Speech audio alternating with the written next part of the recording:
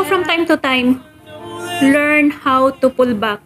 Huwag tayong bigay ng bigay, huwag nating itodo yung lahat-lahat. Lagi ko nang sinasabi na when we love someone, hindi yung 100% eh. Dapat meron laging natitirang.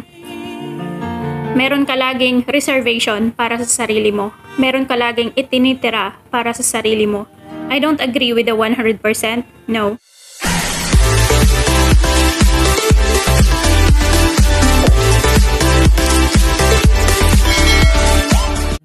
Hello guys! Welcome back to my channel. So this is Wanderlust.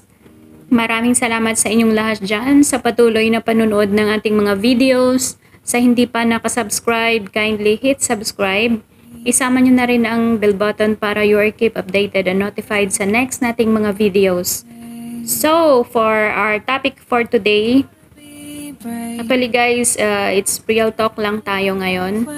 Wala akong ibang pinapatamaan, wala akong ibang, this is not directed to anyone. But this is the common situation, scenario na kung saan nangyayari sa ating mga relasyon. So have you ever heard yung pinakalumang kasabihan na you will know the value of a person or a thing kapag ito ay nawala na sa inyo. Ayun.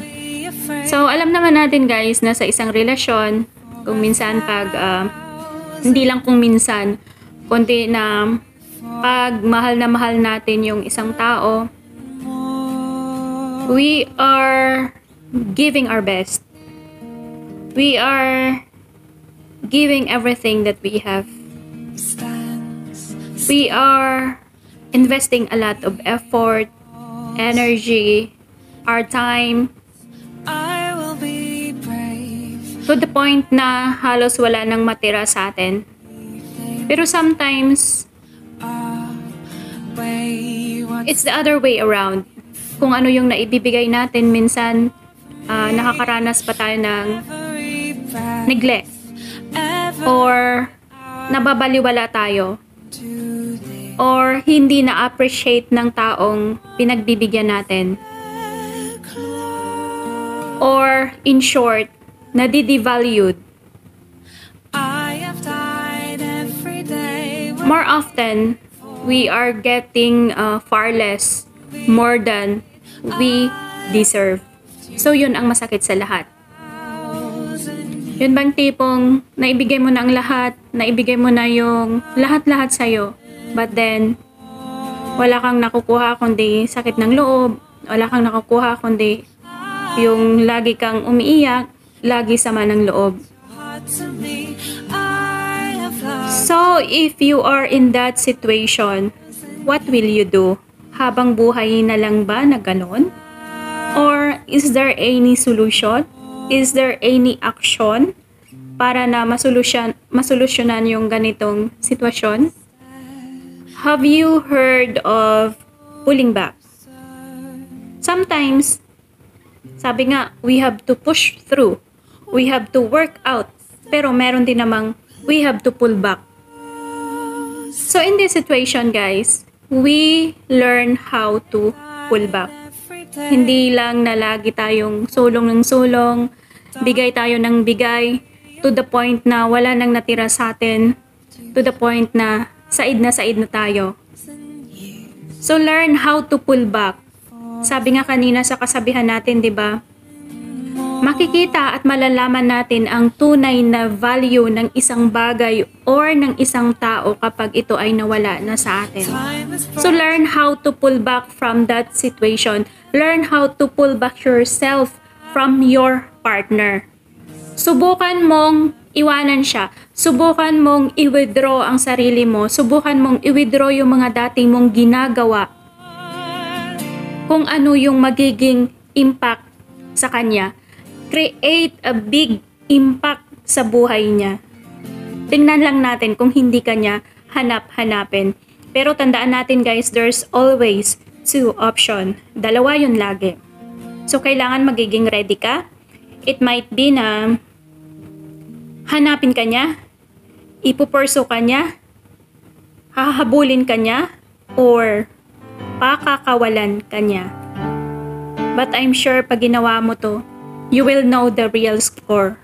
Kung ano talaga ang nangyayari sa relasyon nyo. Kung ano talagang meron between you and him. Sometimes kasi parang ano din yan parang katulad din yan ng pako na kailangan mong pukpukin. Iwanan mo, tingnan lang natin kung hindi ka niya hanapin. Pag hindi ka niya hinanap, then you have saved yourself from many heartaches, from many crying nights. O diba? Kasi kung nangyayari yan ngayon, how much more in the future?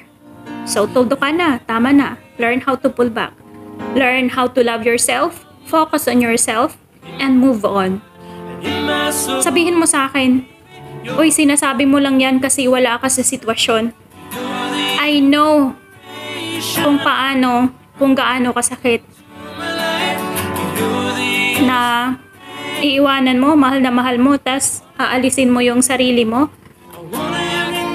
Iiwanan mo siya, pakakawalan mo siya, syempre masakit. Pero tandaan natin, ano ang mas masakit?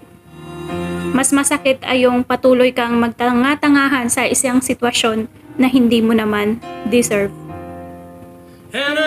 So from time to time, learn how to pull back. Huwag tayong bigay ng bigay, huwag nating itodo yung lahat-lahat. Lagi ko nang sinasabi na when we love someone, hindi yung 100% Dapat meron laging natitirang. Meron ka laging reservation para sa sarili mo. Meron ka laging itinitira para sa sarili mo. I don't agree with the 100%. No. Learn how to value yourself. Learn how to love yourself.